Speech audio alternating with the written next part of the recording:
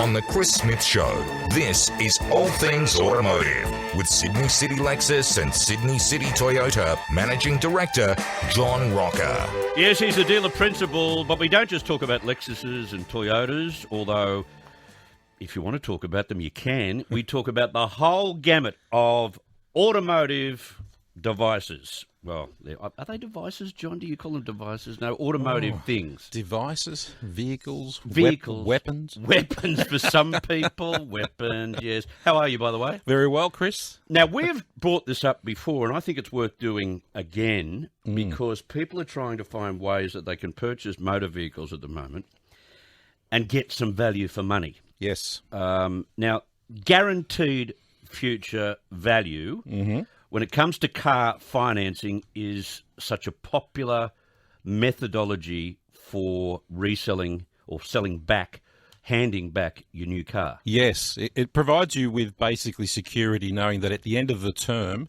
you're not going to be left sort of in the lurch versus what you owe, because guaranteed future value is a relatively new product. It's been in the market for about 10 years, but I think very few people know about guaranteed future value. They may have heard of it, but not really sure how it actually works. Yeah, I've got this lined up on my current vehicle, the guaranteed future value, and I was able to give back my previous car based on that.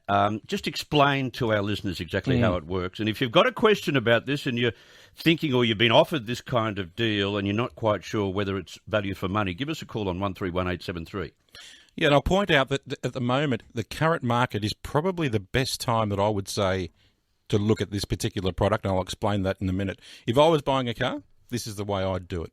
And I know this is the way you've done it as well. Yeah. But not a lot of people know about it. So out of the 100% of people that finance a car, about 22% of them do it this way. And I think it's because it's not well known. It hasn't been well explained enough by the finance companies or the car companies.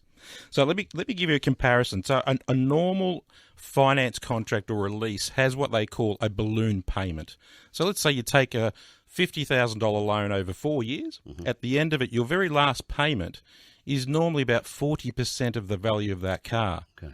That's a normal lease, which means over the 4 years, you're paying off 60%. Yep. Your repayments are lower.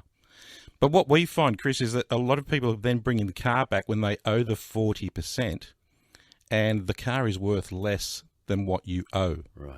So there's a real risk there. And people do that because they want a higher residual for lower repayments, but they get a shock at the end. Yeah. So we might value a car that you've been paying off for 4 years, and we value it and we say you owe $20,000 on the car, but it's worth $15,000. Yep. So you made all these repayments, you got to hand the keys over at the end of the term, and $5,000. Guaranteed future value does take that risk away. So at the end of the 4 years, we value the car, and if the car's worth $15,000, you simply hand it back. So the valuation happens at the beginning of the contract or the end of the contract? At the end. At the end, right. Yes, but the residual value is set right at the beginning. So in 4 years' time, you don't know what's going to happen. And the reason why I say the current market is a good time to do it is because we're paying full price for cars. We're not discounting cars anymore.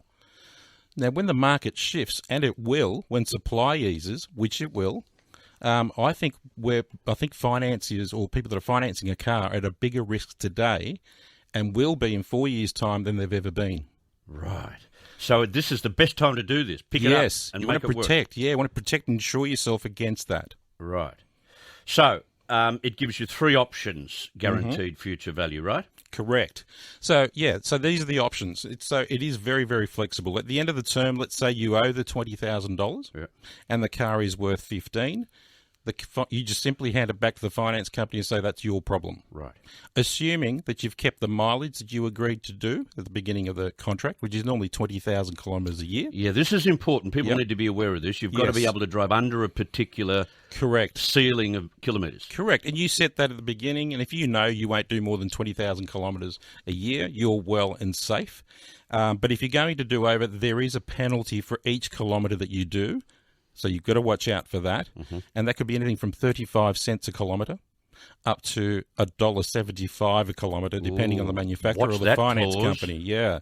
So you've got to be very careful with that. You've got to maintain the car fair and wear. You've got to maintain the car well. You've got to service it as well. But in the end, let's go the other way. Let's assume the car is worth $20,000 and it's valued at $25,000. You get the $5,000. You get the $5,000, right. Yeah. And you might be lucky, given the price of used cars at the moment. Exactly. So if you're coming out of one now, it's really good. But if you're going into one, I would really strongly consider guaranteed future value products. Do you think under this, I'm just sort of digressing a little bit, do you think under this current economic period, do you think that selling a new car earlier than what you normally would is a good thing because you can't get supply at the moment? If you don't need the car, yes. But the problem is you don't have another car to replace it with. That's the problem. Yeah. And the waiting lists are getting longer. I've just spent 3 days in Melbourne with a crystal ball, looking at numbers and crunching numbers for budgets and so forth for the next 4 years. Yeah. And we're looking at, the next 2 years are going to be pretty much the same as they are now. So the list has gotten longer, the waiting list has gotten longer. So used cars are more expensive than ever. New car manufacturers are not discounting cars. So it's going to be a problem for a while. That's why I'm saying guaranteed, lock it in now, because when it changes, you've paid the ultimate price for that car, and it'll probably be worth less in 4 years' time than it is today. Okay. I noticed there was an article I read during the week about, now that petrol is back to the price that we were trying to offset by taking some excise off it due to inflation, etc. Should we be going to the petrol service station at the moment and filling up with premium petrol? As a car seller, is it bad for your car to say, well, hang on, I'm going to get a 95 or a 91? Many cars will say you've got to have 95 at least, right? Correct, yeah. Every logbook will stipulate that what you can have. Most cars you can put any type. You can put E10 in it or premium or normal unleaded, but the normal unleaded will actually, or the premium unleaded will give you a little bit more mileage. It is better for your car. Value for money, probably not there. It is a luxury. Right. Yeah, it is a luxury. Some cars you don't have a choice. You've got to put premium in it. But E10 at the moment, if the budget is tight and the logbook says you can, that's the fuel to use. Right, interesting. We've discussed about waiting times to get new cars at the moment, but are there, for instance, just in terms of the Lexus Toyota brands, are there cars that you can order right now and get it within a couple of weeks? No. No? No. Even to the point where people say, well, if you don't have a new one, what about a demonstrator? Well, we have demonstrators. I've got a demonstrator in every model in the Toyota and Lexus range in my business. So anybody can walk in and test drive one, but we can't sell them because if I sell the demonstrator... You don't have any more demonstrators. Exactly. And... That is peculiar, isn't it? So a demonstrator you assume would be a discounted car, right? If we were to sell a demonstrator today, we could ask more for that car than a new car because it's immediate delivery. Oh, of course. So it's the opposite. It's just crazy. Crazy stuff. Crazy. What about, I just want to ask about showrooms. I was down Parramatta Road during the week dropping a parcel off, and I went down, and there were some showrooms there that looked like as if they were about to close down. Yes. There was nothing in the showroom, virtually. Yeah. At this conference that I was at in Melbourne, a lot of people are calling my colleagues that own businesses as well, saying, are you going broke? Just drove past your dealership. There's nothing on the lot. There's nothing in the showroom. Right. I've avoided that. I've kept one of each model in my business. My showrooms are full and my test drives are available. But I think others have probably done the wrong thing by themselves. Just sold the car, gone for the cash. Yeah. But then can't provide the service to the customer. Yeah, right. And we're in a better position to do that.